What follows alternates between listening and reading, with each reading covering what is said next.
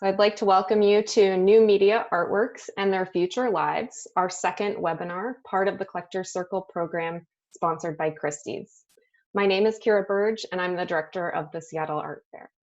I'd like to first thank Christie's Auction House for sponsoring this series of educational events, AIG for being the presenting partner of Seattle Art Fair, and my colleague Amelia Roberts, who was instrumental in realizing this webinar. We'll begin with 4 mini presentations from each digital art graduate student about their work today. Then our moderators, Liz Brown and James Coupe, will lead a discussion, and after that we'll take questions from you guys, from the audience. So please use the Q&A feature at the bottom of your screen. A box will pop up and you can then type in your question and submit. So let me introduce our moderators for today's webinar. Liz Brown is the Senior Objects Conservator at the Seattle Art Museum, currently focusing on the conservation of the modern and contemporary collection. Liz received an MA in Art Conservation from Buffalo State College in 1997.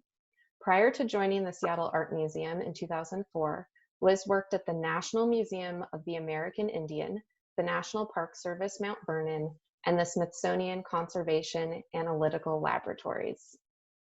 James is a Seattle-based artist who works with video, installation, internet, and emerging media forms. His work includes real-time public surveillance systems, interactive deepfake installations, and collaborations with Amazon Mechanical Turk micro laborers. His artwork is currently on view at the new International Center of Photography in New York City in an exhibition titled Warriors, and at Kunstraum Kreuzberg in Berlin in a show titled From Social Sculpture to Platform Capitalism. James has been on the faculty at the Center for Digital Art and Experimental Media, known as DXARTS, at the University of Washington since 2004, teaching classes in video, internet, and data-driven art. Now, I'll turn it over to James and Liz to provide a bit more context before we dive into those presentations. Hi, thank you, Kira. As Kira says, I teach at DXARTS, the Center for Digital Art and Experimental Media at the University of Washington here in Seattle. And DXARTS is a studio-based Ph.D. program and research center for artists who work with new media. And I first started working with Liz Brown back in 2015 when she approached me to discuss some works that were in the Seattle Art Museum's collection that were computer-based, with the idea that my students at DXARTS might be interested in a few things in relation to those works. Firstly, troubleshooting how some of those works functioned and getting them running in some cases. Secondly, we were interested in opening up a discussion about how the work that our students were doing could be used to reimagine or think about the kind of documentation and classification systems that the museum used for accessioning artworks into their collection. They typically do a sort of artist interview, and we're curious if there might be some new categories that might be necessary for new media art compared to works that were made in traditional media. And we're also interested in thinking about best practices for artists who work with new media to document their work and to figure out what, essentially what's different about collecting new media art. So one of the first works that we discussed with Liz from Sam's collection was this one that you see here on this slide. It's called Paranoid Mirror. It's from 1995. It's a work by Lynn Hirschman Leeson. And as you can see on the right-hand slide, when we first encountered the work, it was in boxes. There was a huge variety of objects, as you can see in that list of materials. There was a Laserdisc player, there was a surveillance monitor, there was a camera, projector, there was an old Macintosh computer, electronics, a keyboard, etc. And it's a work that when installed consists of what you see on the left-hand side. It's a mirror. It shows the viewer's reflection, and then it's kind of overlaid with real-time video that's played through a projection. And then on the floor in front of it, there's some floor pads. And when you press down on the floor pads, when you step on them, it triggers different videos. So, you know, the materials that were being used here were all things that artists who work with new media today use quite commonly. It's quite common to work with those kind of materials now. And we got to talk with Lynn about this work, and the question came up, what is the work? You know, what exactly would you consider to be the artwork? Is it the cameras? Is it the computer? Is it the code? Is it the mirror? And interestingly for Lynn, she thought about it more as a system than a collection of objects. There were a few things she thought were very important that were fixed and couldn't be changed, such as the mirror, such as the videos. There was a surveillance monitor that the audience would see, and she didn't want to change that. But everything else, the computer, the Laserdisc player, essentially, she said we could replace that. We could throw that away and replace it with something more modern. And any one of my students could have done that, probably replacing all that equipment with something the size of a phone. So, you know, she said, rebuild it, throw it all away. But for the curators and conservators at SAM, that was a difficult thing to kind of wrap their heads around, because they're not used to throwing objects away. They're used to thinking about artworks as objects that get collected. To illustrate the point even further, there was a keyboard in this collection. And, you know, back in the day, back in 1995, if you wanted to make interactive art, you would hack a keyboard. You would pop a key off the keyboard and you'd solder some wire to a switch, like a floor switch, like Lynn used, and you'd use that. So when someone pressed on the floor pad, it would trigger a key, and the computer code would use that to play a video. And in this box, there was somebody at some point had noticed that this keyboard had a key missing. And so they went on eBay and bought the exact same keyboard and replaced it and said, well, here's a fixed version of that keyboard. And so here again, you know, it really brought home this idea of the object as being the thing which museums tend to gravitate towards. Whereas for Lynn, you know, the object was completely irrelevant. It didn't matter what keyboard it was. And if we were to rebuild this work now, we wouldn't even use a keyboard at all. So this experience and working with Liz really begs a lot of questions about how we collect and preserve new media art. First, we got to ask, you know, what is the work? In some cases, we think about these works as systems rather than objects. If someone were to collect something like this, what would they be getting? What would they be owning? Secondly, which parts of the works are fixed, which must always stay the same? Which parts are variable and can be changed as they wear out, they become obsolete, or better versions become available? And third, what do we do when a new media art stops working? Is it okay to fix it? Should we just let it break? What if the artist didn't make it themselves and has no idea how it worked in the first place? Do museums and art collectors need to collect software and hardware, operating systems even, alongside these artworks in order to keep them going? And in which case, who is actually the author of these works? So we think that new media art opens up some interesting questions that we're looking to explore today.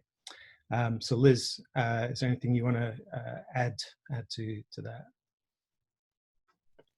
I'll mute myself for a second. Thank you. I think you really covered it. I think I just kind of want to circle back and underline that amongst the many reasons that you outlined for reaching out to you was the thought of opening up the collecting and sort of preservation processes to the artist creating the work. The current practice is to interview artists regarding their work when it's collected, but I sort of wanted to open up the framework into which that is placed. And I'm really grateful for this opportunity. It's been amazing working with this group, and I hope our audience today gets to see all of that. Great. So today we're gonna hear from 4 artists, all of whom are completing their PhDs at DXARTS, and whose work engages with many of these issues and challenges which we've outlined, and hopefully opens up new questions as well. It's timely to discuss this during a global pandemic, when we're living our lives through the internet and new media more than ever before, when we find ourselves having to become familiar with platforms like Zoom, Instagram, TikTok, YouTube, all of which function as media collection systems in their own right. and that do things fundamentally differently when they collect media than traditional bricks and mortar museums and art fairs store and collect work. It's topical in that we're living through an age of automation, which artificial intelligence, machine learning change the way that we generate information, the way identities are constructed, the way we perceive the world. And so we're hoping that think about things through this framework will help you kind of understand and think about some of the presentations that these artists will give. So we're going to start with Rebby Montalvo. And Rebby is a Puerto Rican American artist who investigates the slippages between humans and systems. She examines language, images, and media and revises them according to as she describes it, the expeditious nature of today's capitalistic technoculture. And she explores how identity is constructed and how one resists and or assimilates within problematic contexts, including but not limited to the American dream, the internet, and neoliberal institutions. Her work is stoked fundamentally by a desire to be seen. So I'll hand over to Rebby. Hello, thank you James and Liz for moderating today, and thank you to the Seattle Art Fair for picking up our talk after it was postponed due to the first COVID pandemic at the beginning of it. My work is usually comprised of remixed imagery that I find off the internet, and I create these kind of glitched video poems that explore kind of the alternate meanings that these broken images can provide us with. And so thinking about new containers and new ways of distributing media, I was considering Zoom as an interesting container. So I'm going to perform to you one of my video poems live. So I'm going to switch over real quick.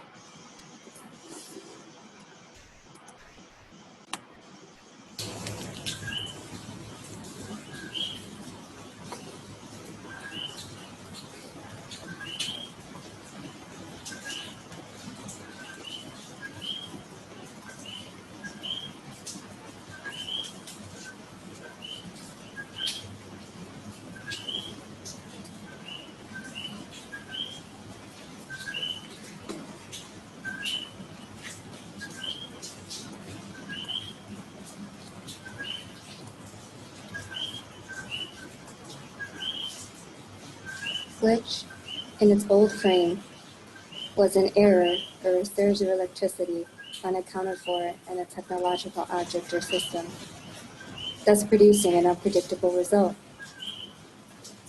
Oftentimes it left something behind, an artifact as evidence of its existence, but other times it left no trace of ever having been. A glitch generates an experiential shift for its witness or user. Glitch, as a slippage, evokes the human understanding that one's relationship within a technological system is one of a codependent nature, and thus a glitch in a technological system is a slippage in our corporeal ones.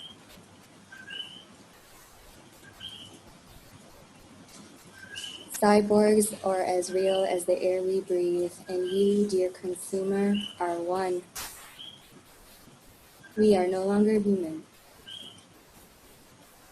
and our definition of ourselves are now obsolete.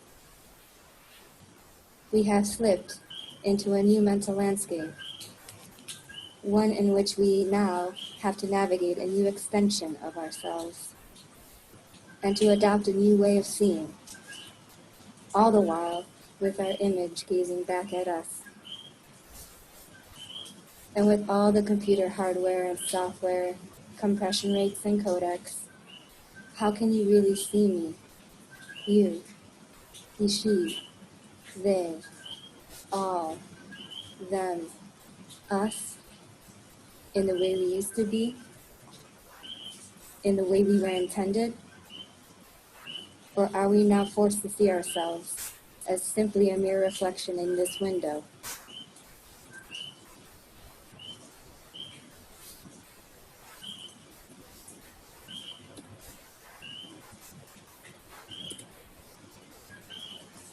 I have departed from the condition of knowing us.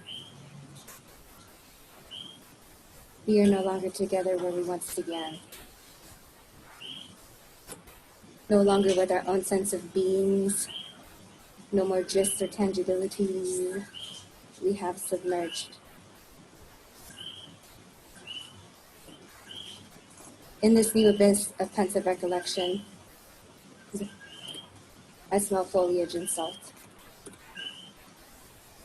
To see myself on a beach staring straight into the ocean, all the while contained in boxes at the corner of the country. I revel in the potpourri of memories which have evoked these departures. With all the new curves, the desire of us still lingers with a hint of exhaust. Existence have changed into a new category, these of ifs and promises, unbeknownst to me, and impacts we will need to brace for. For the splicing of time is a virtual hijacking, an abrupt pivot that affects our visions of us. In front of sheets of glass, in front of many cameras, a voyeuristic gaze now remains the only way to consume us. This displacement is rejection, for the only way we knew how to experience our flesh were through caresses. These expired modes now haunts us. These new times destroy the spaces between us. Yet I grip tightly to my memories, for there I remember our skins and how close it felt to truth.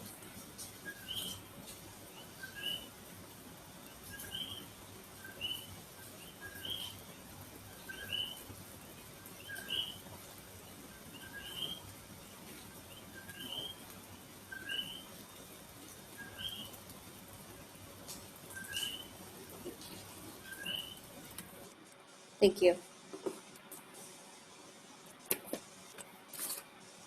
So with that said, I just want to leave with just a quick framing. With work like this, that doesn't contain any sort of object, but it's about a user experience. How do we begin to archive digital work like this? And that's the framing that I want to present later on for discussion.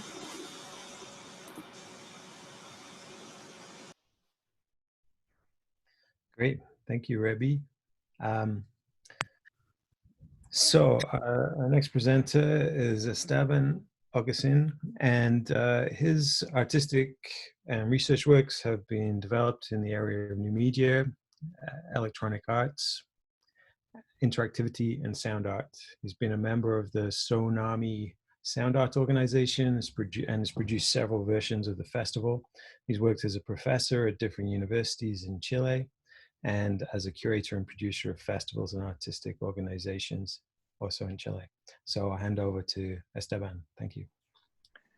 Okay, thanks, James and Liz. Thanks, Seattle Art Fair, for the invitation. I think it's very important for us to have the space to talk about this. Okay, I'm going to introduce a piece that I worked in 2016. Basically, it's an interactive and robotic installation. It is an enclosed space, a dome container around 13 feet diameter. And this work is a convergence between body, sound, and space. It was designed as an immersive space and also as a perceptual experience of the self through interaction between the biology of the individual and the structural transformation in real time. So following the idea of structural organic movements, come to mind the architectural concept of tensegrity. Basically, it's a structural principle based on the use of isolated components in compression inside a net continuous tension in such a way that the compressed members do not touch each other. So this kind of structure provides us a dynamic and flexible space. In terms of interaction inside the space, one sensor measures the brain activity of each participant. Basically, the sensor collects data, 1024 signals, and then the information is digitally processed and sent it to 4 big stepper motors.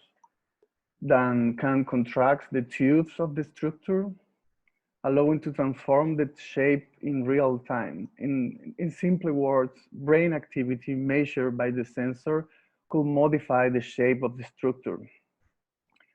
So I want to present some issues or characteristics related to the process, the exhibition, and the present and the future of this piece. The first problem is to think the work as a project. It's not a problem, but it's a characteristic. Definitely, Habitat is the name of this, the title of the piece. Habitat was a project financed by the Development Fund for the National Art of Chile, and with the support of the University of Valparaiso. And due to this condition, it was possible to work in a multidisciplinary team and pay them for their work. And therefore, they were found to carry out an investigation for 1 year, to buy the necessary materials at all stages and prototypes and final version. Therefore, this situation allowed to work in ideal conditions. I think this is important point to see how is the future of the piece. Probably complicated pieces have more complicated future. So in the exhibition, the piece had 3 exhibitions.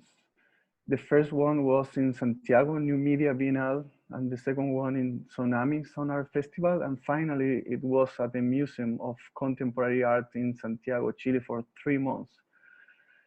So a work of art with this type of characteristics brings several problems in terms of interaction, for sure. First of all, the brain sensor that I use has extremely delicate characteristics. So we have to think how, where, and who will operate it in the exhibition itself. Secondly, it was necessary to calibrate the motor several times a day. The program had some problems regarding the turns of the motor, totally normal in pieces that is using stepper motor. And if the motor were not calibrated, the structure could become dangerous for the audience, and it was possible that it might collapse. Therefore, it was necessary to design a user interface in terms that someone can know when the piece is working or not, or if the sensor is collecting the information correctly, or if the motor needs to be restarted. It was also necessary to train the staff of each museum to understand the user interface, and the same person had to be a host and put the sensor on the user in the exhibition.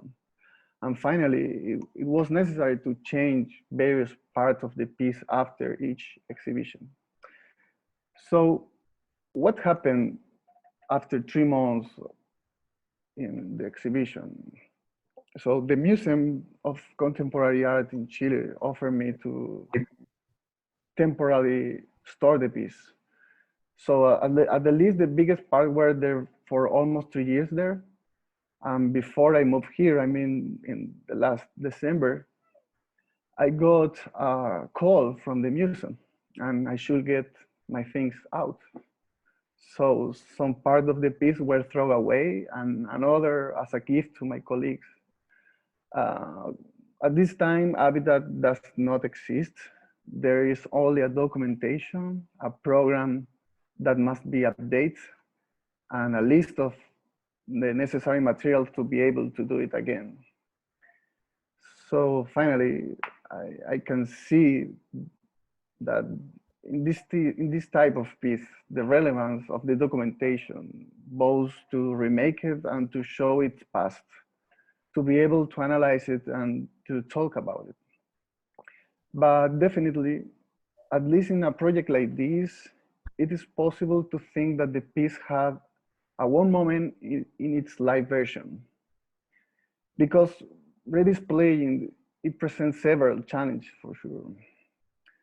So finally, in conclusion of this experience, I think the museum and other types of institutions have an important relevance for supporting the preservation of electronic art, but understanding that some materials in a piece are not art per se, but probably each component could be an important part of the art piece.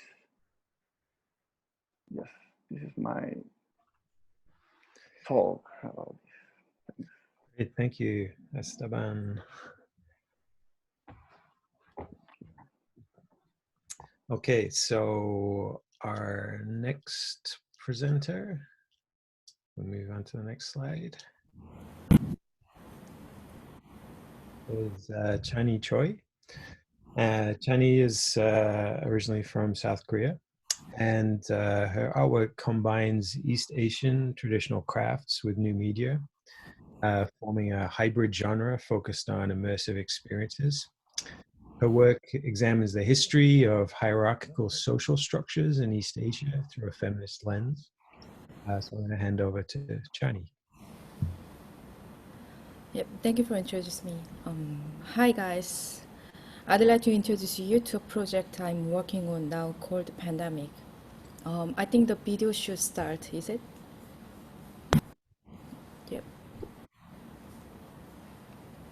I expected to finish in this August. It is a first-person 3D environmental art game about the current coronavirus pandemic. I began to working on it in March of this year. In East Asia, the virus was spreading and had been recognized as a serious issue, but in the West, people weren't worried about it yet. Still, some Americans didn't want to wear a mask because they didn't think there was a genuine risk of being infected. In March, I was wearing a mask as many other Asians were doing it. At the time, and as I walked alone in the city, I was humiliated by the comments of a non-Asian stranger. Oh, now it's playing. He said, "You Chinese, you brought the coronavirus." At the time, it was not yet common for non-Asians to wear masks on the street, but I never expected to have an experience like this, and I was very shocked. I started to questioning whether it would have happened if I were white, or any other race besides Asian. I felt afraid to cough. I wondered if everyone else felt as anxious about being seen as a carrier, if I looked sick, or what would happen to me if I didn't wear a mask. I asked myself, do they see me as a virus? I started to track and record any xenophobic attacks or expressions of bigotry that seemed related to the coronavirus, and I found a clear pattern. Attackers do not behave as though they are afraid of contracting the virus, as they are often touching their victims. It seems as though the appeal of a punching bag outweighed their fear of getting sick. These attacks have intensified as time goes by because the lockdowns continue much longer than we expected and unemployment rises. I felt frustrated by my conditions, but as I began to questioning my life here as an immigrant, I found myself becoming more and more curious about the dynamics of immigration. What does it mean to live in a place where you are not a citizen? I no longer feel so foreign here, and I feel gradually less at home in South Korea. I find myself occupying an ambiguous place, questioning the nature of culture, statehood, and belonging. I wondered if I had been right to choose to live my life as a minority. I needed to contemplate my position in this society. But as this pandemic goes on and the lockdowns continue, It seems we are just watching our monitors like everything that is happening around us isn't connected to the time or place in which we live, but a surreal parallel universe. This is why I decided to make a video game. I needed to describe the surrealistic struggle of this particular moment and engage with the people going through it with me. We really can't predict what will happen next, but we should try to find hope. The chaos of this moment, the coming election, and the widening cultural divide all make us wonder what we can expect from the future.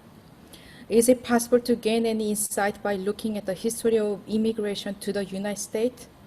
Where are we? What are we doing?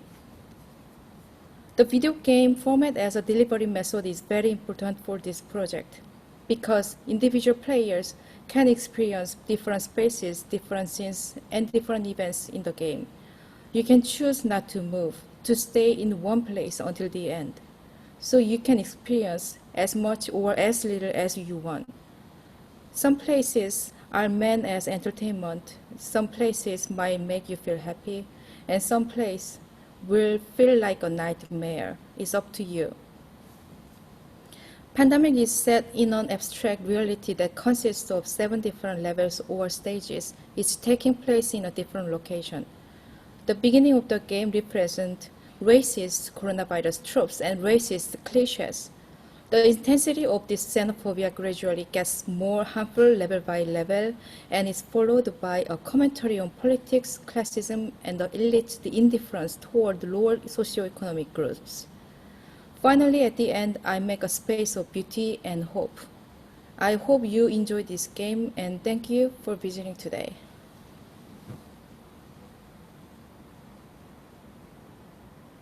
Thank you, Chanee. Okay, and our final speaker, we move on to the next slide, is Rihard's Vitols.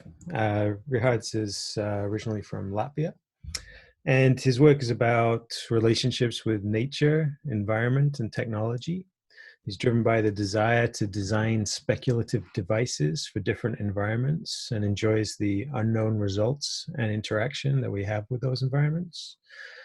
He sees his role as a mediator between environment and the works he makes, and it's important for him to observe that interaction. He uses scientific methodologies to visualize the results by producing objects, prints, videos that are represented as artifacts of the events that he constructs. So I'll hand over to Rihard. Thank you. Thank you, James. So today I want to show 2 of my works. One work is, you can press play. Yeah, one work is finished, the other one is still in progress. And, yeah. So the first work, the finished one, is called Woodpecker, which is based on a science paper called The Role of Drought in the Outbreaks of Plant-Eating Insects by William Madsen and Robert Hart, where they speculate an idea that insects can hear how trees are drinking water,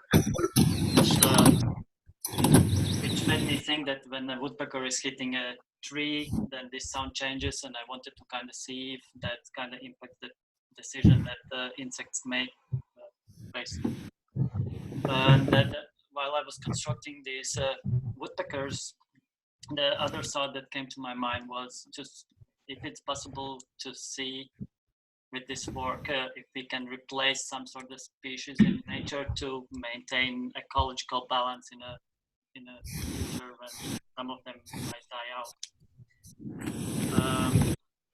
Yeah, so I made 30 woodpeckers and I set them up in a forest where I was living at that moment near Düsseldorf.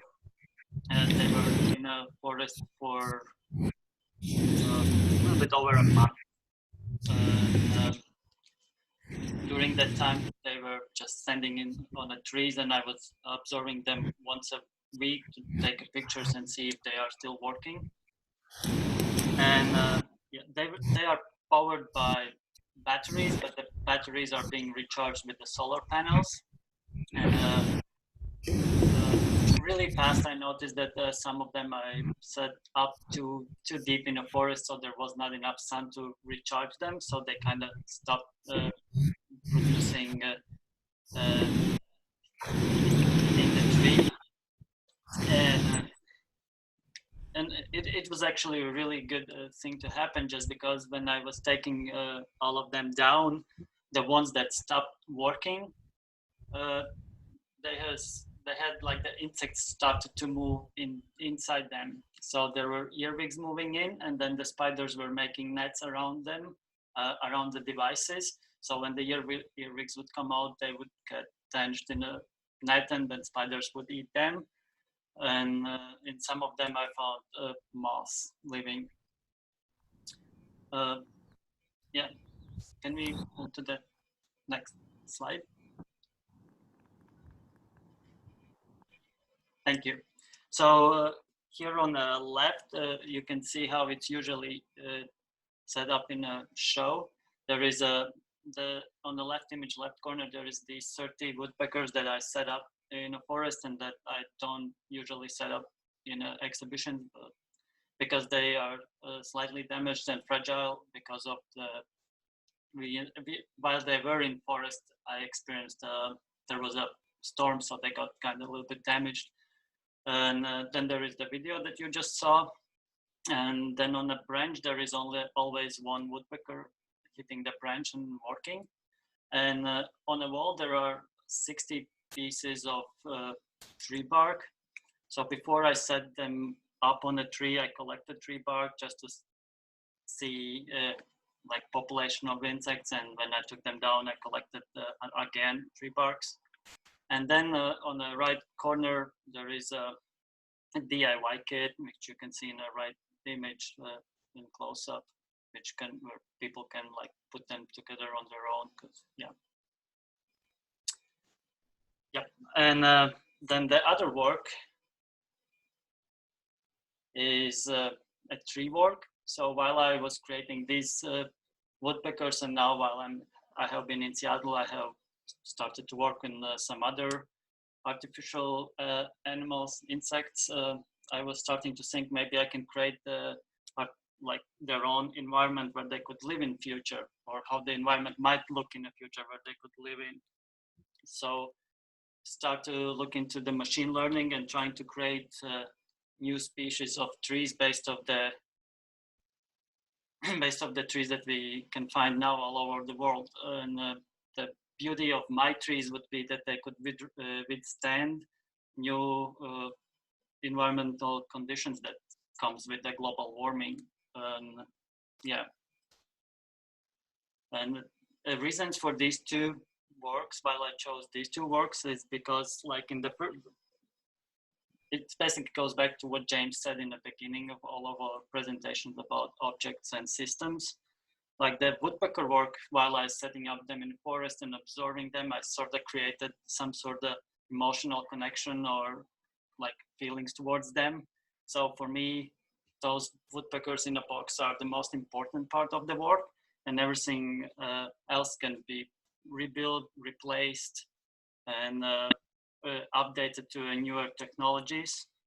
Where in this work, for me, the most important part is basically the data set, because how I see this work like living on in the future would be that every time it showed, there are new trees generated, and the old ones are just added to the data set, so it kind of doesn't repeat, but it just goes more abstract and abstract during the time, and it like changes on its own. Thank you.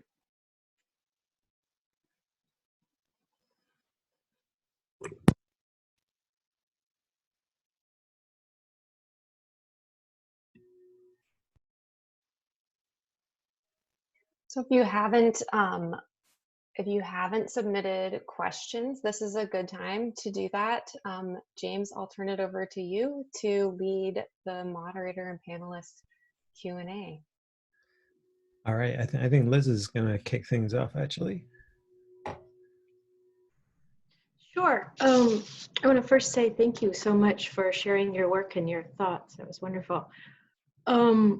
And we've organized a few questions to kind of explore some of the aspects of these works in their future. But I also want to step back one sort of minute before we go too far. Many of you touched on this a little bit, but just kind of to establish a footing, sort of basic question we'll often ask artists is, would you like your work to live beyond this moment of creation? And then we can kind of move from there in terms of how that would be if the answer is yes in some version.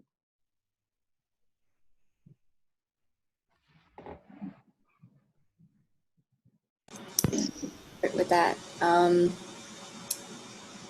the short answer is no, but it is something that I now am considering as I'm making work, is what should be preserved and what shouldn't be. And I think in the context of this talk and the times that we're in right now, the lack of accessibility to physical space, these platforms are now kind of a way for us to share work with each other. So with the stuff that's happening on Zoom and in all these other virtual platforms and live streaming, how are we archiving these and keeping its like essence or poetics alive if there's no objects? So I'd throw that back at you too. Like, is it worth preserving in some sort of way, whether it's a set of instructions or maybe an aftermath of the recording of this talk? Would that be preserved? Yeah, as always, you create a number of different ideas in my head that I want to follow up. I'm trying to decide if we should follow that or get everybody else's quick.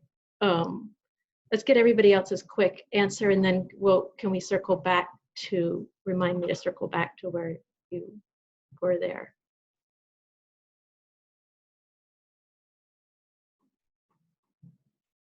Wants to go next, Rihard?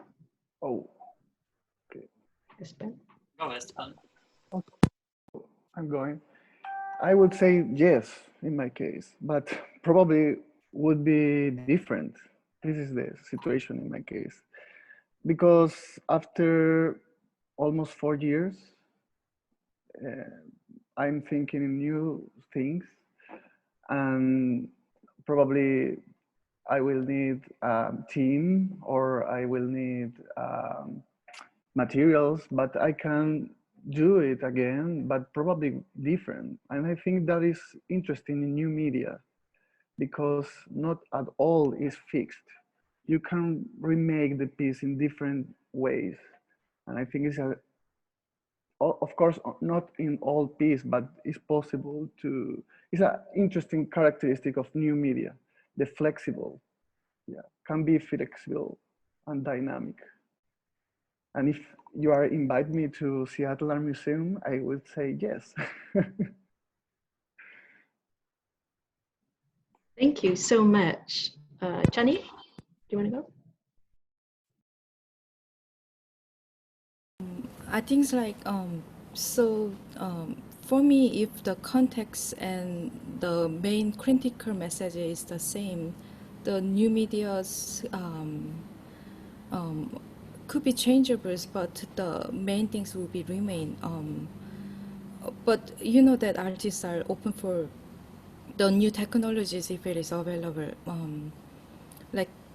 It's a additional stimuli for the other like senses, such as the textures, or for my example, for my work, like I desire to be more immersive with my work. So if there is a new suggestion in the future, yes. But as much as main point is still remain, then it'll be, I think it'll be a good way to evolve and preservation in the futures.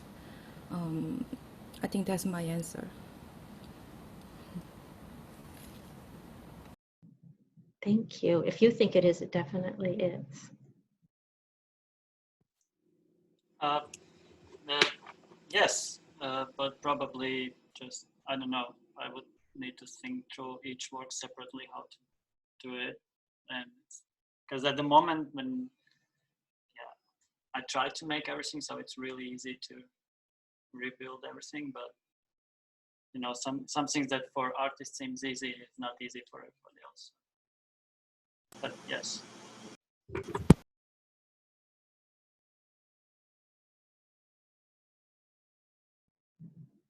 We're looking at Rebby for some reason. I hit the mute button and turned it on and off, so maybe everyone waited. I was going to say that I also think it also depends on, to answer your question of like whether we want our work preserved, I think it depends on the work, and it also depends on the artist's relationship to whatever institution wants to preserve it. I think if ethically for me, I would rather have, it's not like I make work to have it be in an institution. I make work because I feel the need to make it in response to where I am in life or in response to culture. But I don't have that be my end goal. But if I were to try to consider my work in another way, I would probably want to think about the accessibility of my work if it was to be acquired by an institution and what it would be used for. I wouldn't want it to be in an institution for like capitalistic reasons. I would want it there as an educational tool or accessible to people. So I think it really relates to the artist's relationship with that institution and how the institution relates back to its like community. That's also really important to consider in archiving, what it would be used for. I think it's also really important to just kind of say, in general, it's important to collect and preserve works of new media art. You know, if we don't, then we'll end up with, you know, a kind of lost generation of works. And so, you know, collecting works, even though Sam has a very kind of limited collection of new media works, the ones that they have, in some cases, it was a brave move to try and collect them, right? And but I think Rebby opens up some interesting ideas, which seem to be about figuring out what the right place to collect them would be. And, you know, we're talking here on Zoom, this call will be archived in some way and will be put on the internet. You know, you make a video, you take pictures with your phone, it gets archived, it gets stored.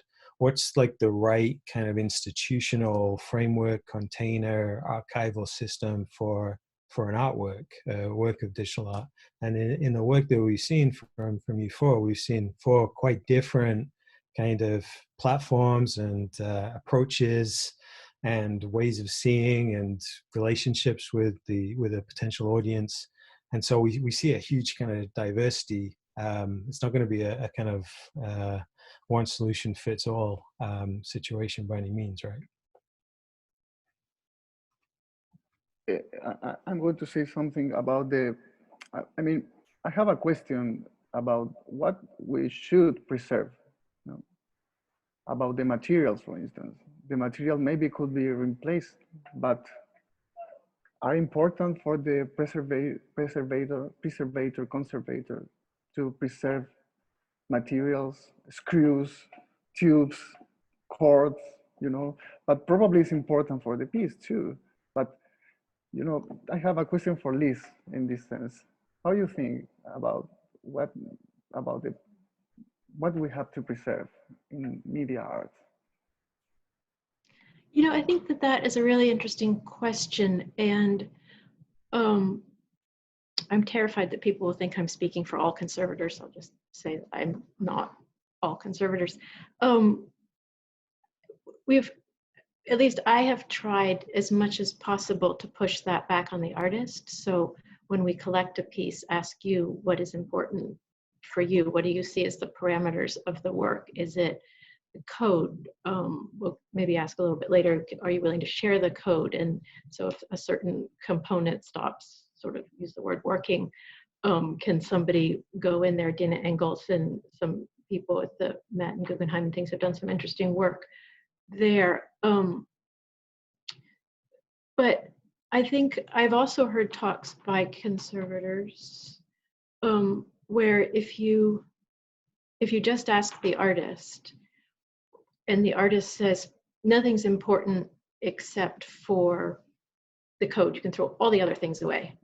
Especially if they're a young artist, what happens if they change their mind and we've thrown it away? What is the role? I'll throw it back to you again. We'll just keep playing this game. What is the role? What do artists see the role of a museum? We can sort of fall down that rabbit hole a little bit, because somebody might be interested. Say the work was put on a CRT originally, and then the artist said it doesn't need to be shown on that. It can be moved to something else. And then it gets moved to something else, but maybe a future audience would like to see it in its original technology. Who is the decider there? I think, does the community get to weigh in a little bit on that decision? Maybe it's not the institution, maybe it's the community at large. I should stop talking now and let you guys talk. Yeah, Chanee, you have your hand up. Yeah, I think that's very interesting. Like, for instance, like Namjoon Paik's work, I think that is a good case. If he is still alive, he wouldn't mind to having an LCD TV or whatever projectors. But we want to see his work with the RCB TV, the old the archaeologists, the art itself, like as an identity of his work. So I think new media is a little bit different because it could be evolved. It depends on how to negotiate with the museums or collectors using some repository system like GitHub or SourceTree. But actually artist thing and audience thing is really different. That audience might want to having the period, a certain time in that it could be very old, but they want to remember in the moment particularly. I think there might be a gap. So that's very interesting for me to talking about. Yeah, exactly. So Namjoon Paik maybe would have been quite happy to have his works played on flat screen TVs or on a iPhone or something like that instead of a record player. And it seems to some extent, I don't know what you guys think about this, that in some ways digital artists want to kind of have their cake and eat it too. They want to be able to kind of make works which are able to be continually updated, potentially as technology improves, as algorithms improve, as electronic systems improve, and then have the works kind of remade as multiple versions every time the technology improves. Do you think that's like okay as an approach? I mean, it certainly sort of undermines the idea of the uniqueness of these objects. They become multiple versions and they keep changing over time. But is that something that maybe is distinct and different about new media art? Just the way that you approach those things, do you think? Yeah. For like evolving, I think it just brings a little bit like different aspect to the work, like, because especially if it's something that is generated and every time looks a little bit different, it means like every time you're going to see work, you will have a different experience. Maybe once you saw it and you're like loving it, and next time you see it, it's like, I don't know, you just hated it and don't want to see it anymore. And well, there was another part in this question which I forgot. But and look, from the other point of view, like there are some works that are made on a specific technology, and just replacing with the newer one doesn't bring you the same feeling anymore. And not like, even if we take Namjoon Paik's work with the Buddha and RCTV, I think if it would be on a projector, then like it would bring a totally different feeling. And yeah, so like technology as well, like just they use technology to show, it's like shows that period of time and where everything was at a certain time. So like updating doesn't necessarily makes it better. And I think it doesn't need to, in some cases, doesn't need to be updated. In this sense, I think that it's interesting that how the technology stuff in the future are more than just an object. You know, they have concept behind the object. Probably back in Amjuk Pike, the TV is not just a TV, it's a concept. And we had to watch the piece in a TV, not in a flat screen or LCD. But yeah, the technology object has different meanings in the future, more than the concept itself. Yeah. Rebby, you had something to say? Yeah, I was going to mention the need to preserve the poetics of work. That I think that's the hardest thing to kind of preserve when thinking about artworks, because materiality can provide some sort of aesthetic experience or thing, essence to a piece. So alongside of archiving the objects within there, we really need to think about at least maybe highlighting the poetics within the piece and making sure that those ideas and things are preserved alongside of the content, and highlighted, because that's really, really important in digital media work, because it spans all different types of genres. And then thinking about its relationship to space and how we're going to keep the networks that are currently used to experience performances like the one on Zoom. How can we recreate that network again, or that experience again? So thinking about those poetics, I think alongside of the materiality, they're equal. They have to be both acknowledged somehow in the archival process in order for the piece to exist as close as it can.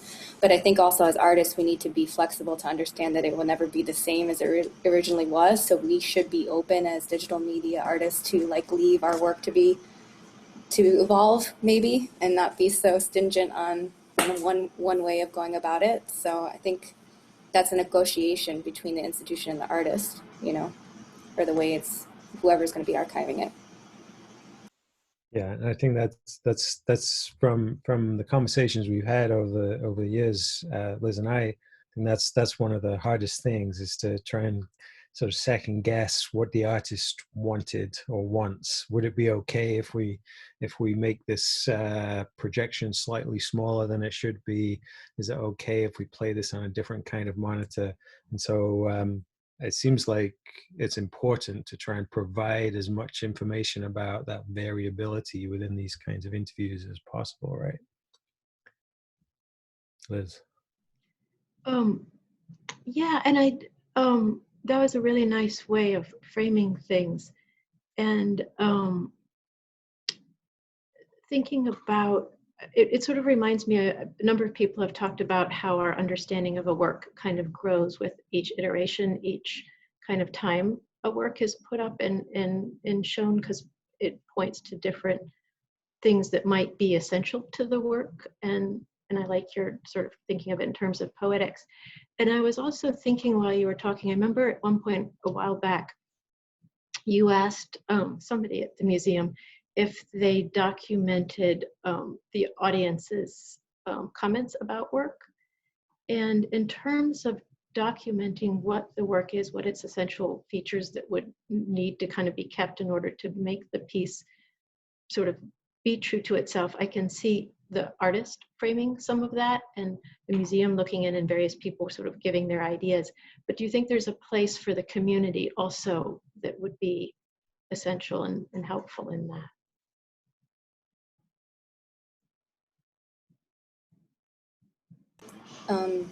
Yes. That I feel like, especially if we're talking about museums in general, museums are for the community. So I think they should have, if let's say we're performing for like today, or if you had a live experience or a virtual experience like Chanee's video game, it's the experience of that user that's important to the work as well. So having some sort of feedback would be great, I think, just as an educational tool for maybe future programs for that institution to give back to its own community. I think the more documentation, the better when it comes to preserving work like that. And also, since the user experience is important, if you're going to be archiving work that demands that specific output, then it's good to have that kind of like feedback down, so you know that that user experience is as close to the original experience that another user had or another person viewing it had. So at least there's some sort of framework that the output is correct for that user, for that viewer.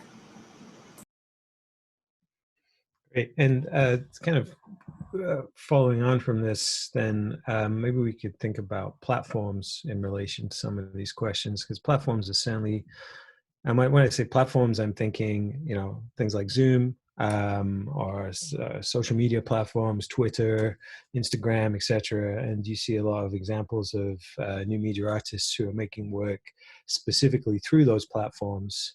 You know, so-called post-internet art is largely oriented around an awareness of these platforms and the use of them, performance within them, and so on. And those are things which do tend to root works within very particular kind of historical and social moments. There's, you know, so in those situations, I guess, you know, this is particularly relevant to Chanee and Rebby. Would you want your work to kind of live in a different platform, or is it important to kind of keep it there? In which case, how do you reenact that experience of that platform? Right now, we're in Zoom. We're all on Zoom. You know, we know what that's like. If we were trying to make a work, as you have done, in Zoom and show that to people in 20 years, does a museum need to keep a copy of Zoom from 2020 to try and reconstruct that in some way?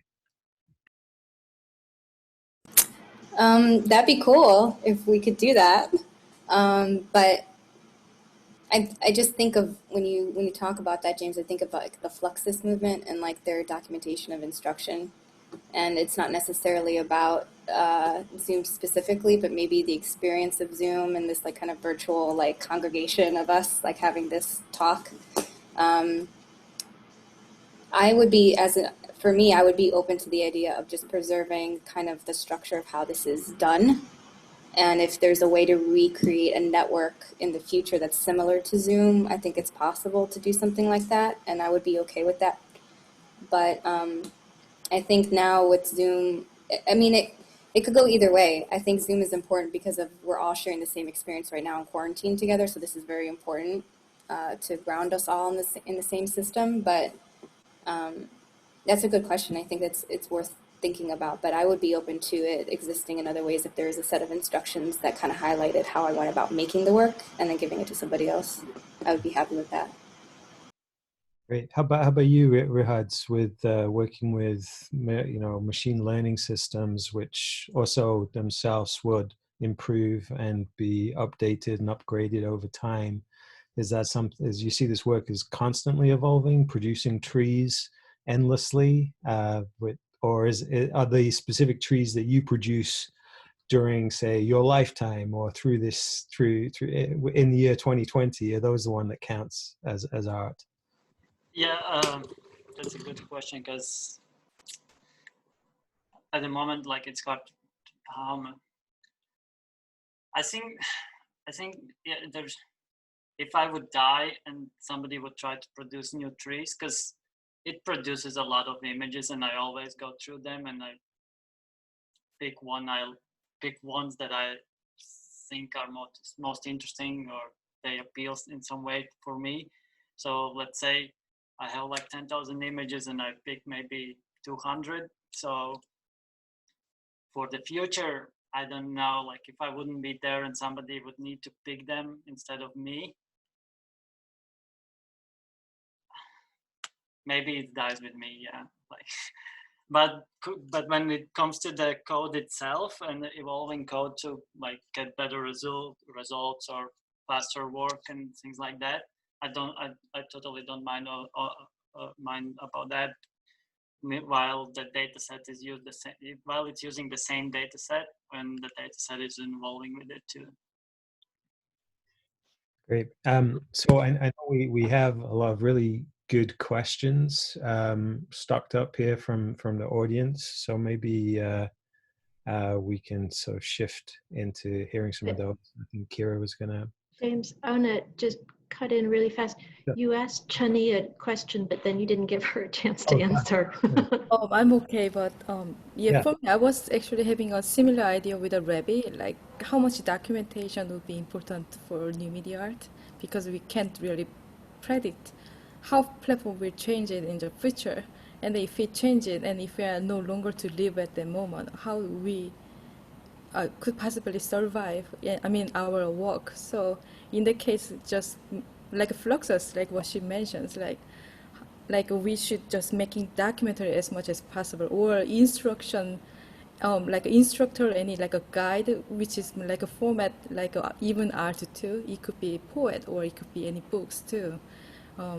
I think that would be more like the best way how to figure out if we really don't know, and also store the code in the like a GitHub, that I'm currently using a GitHub to keep store just in case, because who knows if I'm dying tomorrow.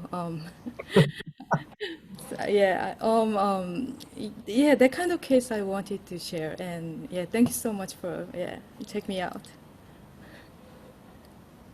Wonderful. Well, I'll just be kind of the voice of God here, because I think having those 6 panels on the screen looks really nice. So here is the first question, and I think even Esteban, you might have said that you wanted to answer it. So in the absence of the physical object, how does one collect new media art? I have the same question. Yeah, I don't know exactly. Specifically in the piece that I present, probably some part of the piece are possible to replace and to rethink, you know, how I can make a new version. So I said in my talk that the piece does not exist in this moment, but in some way exists because I'm here. I can reconstruct the piece again. I can rebuild. So yes, probably in this moment, I don't have nothing to preserve about the piece, but I have the documentation, and I think it's very important, and a very technical, specific documentation about how it's possible to remake it exactly that I made. And I think this is important after that, after your work, after an exhibition, make a documentation, because who knows, I can die tomorrow like Chanee. And I think it's I don't know, yeah, this is my opinion about that. The documentation is very important to have the possibility to have a new version of the piece in the future.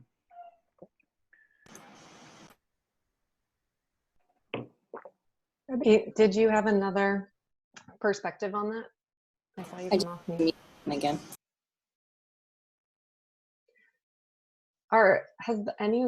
Have any of you purchased or put out, is it the file? I'm just kind of like seeing about unpeeling that. Is it a file that someone might collect? Is it code? I think one question that came up when we were chatting before was, are you willing to share your code?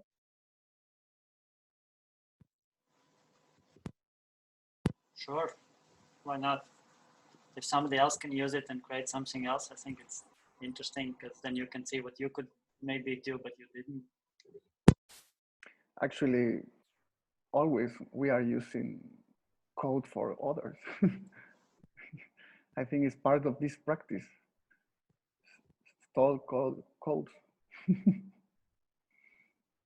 Chanee, you're gonna say? Yeah, I think this is related to questions with authorships, right? Like how we can deal with our own work as a if we could like like put on the open source for others, or if we can even using other people's work. I think like it's really like common to just get download from like some people's work and using it in new media art is very common for me, at least. I never make the 3D models myself. If I have a troubles, I could, because just found it very easily. But in the case, I usually try to subscribe them, or like try to put them credit.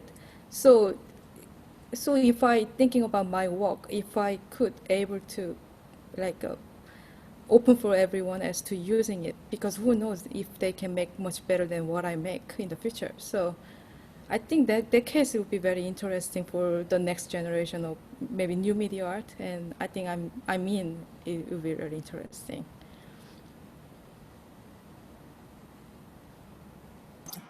I wanted to highlight something in the chat. I'm sorry if I pronounced your name wrong, Aja. It talks about soloist, like an idea of instructions and recreating. And I think that that's really good for people whose work is highly conceptual and deals with a lot of those poetics. I'm also really interested in the idea of collecting new media work, if it's actually about recycling or reusing other people's work, but also it's a digital media, and the future digital media is also about harnessing what is available already and bringing things together and letting it exist according to the systems that it's in and how you arrange it. So this like remixing and repurposing and like harnessing, it's technically not yours. You're just kind of like making something out of the constraints that you have. And sometimes that stuff isn't collectible, but you can preserve how you went about facilitating those things to come together. And that's like more like a soloist kind of methodology. And I'm curious about your work, Esteban, because you talk about material like being thrown away afterwards. So like, would you see your work being open as like a sort of instructional way of like making like that? Could you let go of the hand of the author and let it exist as a soloist set of instructions and be okay with that? Yeah, I had to make an instruction because I applied to File Festival in Brazil, but they say, I love your piece, but it's not possible to do it here. But yes, but the instructions have the specific direction how you can remake it. But I was thinking in the documentation of Rafael Lozano Hemer, James shared us what is his perception or his idea about the preservation. And he said something very interesting about what is the relationship between the artist and the museum after in the collection. And he said something like, always, at least in the setup, the artist or part of his team have to be there. So if that's in my opinion, that always the artist has a relationship with the piece. It's impossible to live alone and you know, and the museum buy a piece and after that goodbye. No, I think we have a relationship with the piece always. Yeah. Well, it definitely opens up some interesting questions and challenges when it comes to value and collections, though. I mean, Solowit's a good example in that he provides a kind of recipe for his work, but nevertheless, it has to be an authorized version of that recipe, right? If I was to just draw it on the wall in my studio, then there wouldn't be a Solowit. But if his studio gave permission to Liz to put it up in Seattle, then it's a real Solowit. And so there's sorts of interesting questions, I think, here around like originality and remixing and copying and versioning that maybe come into play in interesting ways too. I think one question that has come through is about copyright. As an artist, is that something that you are thinking about as you're making, of how copyright applies or doesn't apply? Are you putting your work out in the open as open source or not? I think. What do you guys think? I mean, I'm curious if this is like more of a problem for like the collecting institution than it is for the artists in some way. What do you guys think? Do you worry about that? I don't worry about it at all. Me neither. It's not, yeah, no, not rarely I worry about it, but I usually try to write them and ask if it's okay, and they never reply, so I think it's okay. Liz, from the institution standpoint, how do you deal with copyright a lot, or is that more on the marketing and communication side? Fortunately, yes, I don't have to do that at all.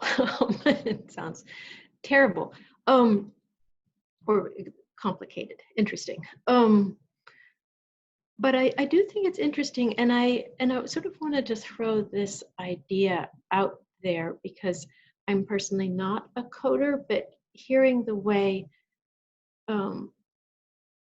you are speaking, I keep thinking it feels a little bit to me, maybe a sort of analog version is that a painter has pigments, and all painters can use any of these pigments, and they can mix them in various different ways, and they might share recipes and things.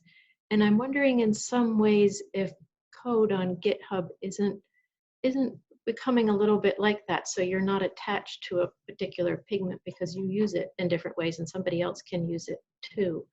Do you think that that might be a way we could approach it a little bit, or am I completely off base there? For me, usually when I use somebody else's code, I never use exactly the same code. I always change some things because I always want to get something else or fuse with another code. So I think I don't know how much you need to change, so it would be a totally new code. I think that's a question that I have tried to find an answer, how much you need to change someone's code to say it's your code now, and they cannot like ask for any legal things, but yeah. So another question is, how have you seen or would like to see the art market change in response to new media? There are a new media market? This is my question. I mean, I think this was something that is a kind of new ingredient in some ways in this conversation, because, you know, we're thinking about it from the artist practice point of view and collecting from a kind of institution from the museum's point of view. And so thinking about this within the context of Seattle Art Fair, it's interesting to think about sort of alternative models for the kind of art that is collectible and the ways it might be collected. And so, you know, when you go to Seattle Art Fair, you tend to see objects, things that can be, you know, bought and sold. How do we do that with new media? Maybe it requires a bit of a loosening up of concepts of ownership. I mean, I know the Hammer Museum just bought Sondra Perry work, which is on the internet, but they own it, so anyone can see it, but it's also, there's a version of it that can be owned. And so, you know, when we think about internet art and we think about, you know, modes of ownership and collecting, perhaps we need to kind of expand how we might understand that for it to be effective. And the other important thing about this is to think about the kind of flow or feedback loop between collectors in art fairs and museums. Often museums rely on private collectors to kind of drive the things that museums collect. You know, they donate them, they gift them, or whatever. And so if a private collector was to gift a huge collection of new media art to the Seattle Art Museum, for instance, then what would Seattle Art Museum have to do in order to look after that stuff? Would they have to hire people who understood how to fix somebody's GitHub code? If, you know, if Rihard's has got his machine learning code on there, they'd have to know how to read that to make that work. And so there is an interesting feedback loop. If in the private market more risks are being taken, those will inevitably sort of feed through into large institutions and then back into what kind of art can be made to sustain artists' careers as well. Go ahead, Rebby. I was just going to respond to that. I thought about that question, and one thing I was thinking about is, why does the institution need to feel that they need to set a system in place to take that on if there are avenues of which the artist itself can preserve and give access to their material too? So maybe it's not so much just reliant on the institution, but maybe the way that we can consider the digital market is there are repositories, there are systems that are archival that the museum doesn't need to facilitate or set up, that the artist can negotiate with the institution and still maintain their ownership of their work and have it be accessible as well. So I don't know it necessarily has to fall 100% on the institution or the people who want to archive it, but it could be a relationship between the artist and the institution and how they want to disperse it.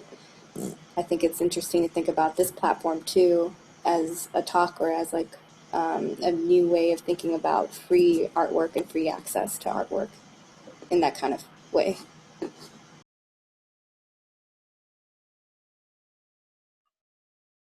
Fantastic. So we just have another few minutes, and there's one question for Rihard. How would you feel about training AI to make very similar choices to you picking the trees as a way to kind of have your work live on into the future?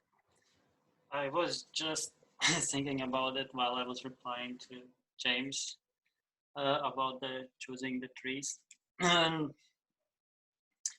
I think that's one way, but like, especially if I would live, let's say, till 100, which is still a lot of years, there would be that IE would be trained on a lot of different trees, and you could probably see like the evolution of sort of my choices. But then when I would die, it wouldn't like anymore progress. So in a way, I think it still would die with me, because it would still just base its choices on what I choose, because I wouldn't want to fill up the AI with the choices after my life, just because for me it would be somehow a little bit weird. But yeah, I think it's a possibility, and it would be nice to see how it works and how much I would agree to it and how much I wouldn't, but I guess it's yes. Nice. So to wrap us up, I think we should do a quick round robin. One of the attendees submitted this ahead of time, which is, what kind of work would you include in a time capsule to illuminate our present moment? And I'd love to hear from all 6 of you. And we'll start with, we're going to start with James. What kind of work? I mean, you know, doing right now during a pandemic, during you know, global protests and so on. There's all kinds of work that would be very important to preserve, to kind of represent the moment. I think rather than picking out individual works, I might think about, you know, what kind of representational systems we might use to try and give people a sense of this moment as well. And that has been, I think, a lot of, you know, Zoom, a lot of social media, a lot of kind of manipulated news and so on, and think about how we might store and collect and put that into a time capsule, which would be an interesting challenge. Rebby, do you want to go next? This generation's iPhone loaded with a bunch of viral videos from 2020 and put it in the box with all the apps, TikTok, Instagram, everything, just someone's cell phone from today. And Chanee? Yeah, I think like a quarantine is the most important things for now, that we need to preserve everything now happens because there are so many even fake news or like things that people could get confused because we are mostly stay at home. So this kind of like a particular happen is most interesting, and it will be interesting in the futures too. So I think this moment, like quarantine, yes, they related to art. And Esteban? I think the people now is making an interesting work documentation with the documentation this moment, taking picture, telling stories about the quarantine. I think not necessary we have a interesting art, maybe yes, but I think the people is making the work now. And Rickards? Yeah, I would probably try to find a really nice performance that has happened online and somehow put that in it. But it's a really hard question because I really haven't followed the news with the pandemics and things, honestly. So, and plus when you go really outside to a park or everything, people still like gather. So it's, for me, if you don't read the news really, then it's hard to see the pandemic in a way, except that like everything is closed. But yeah. And Liz, what's coming to mind for you?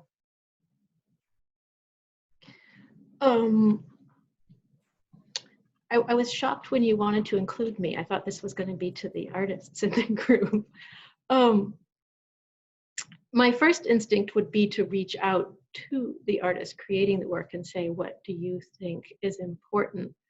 Because when it gets filtered through my lens, so many, it's like another level of things that would sort of cut things off in terms of what might be important. And I think, you know, my first instinct might be to think, oh gosh, it needs to have some analog portion, because what if you can't play? You know, what if the iPhone, nobody knows what to do with it or how to plug it in? What if electricity doesn't work?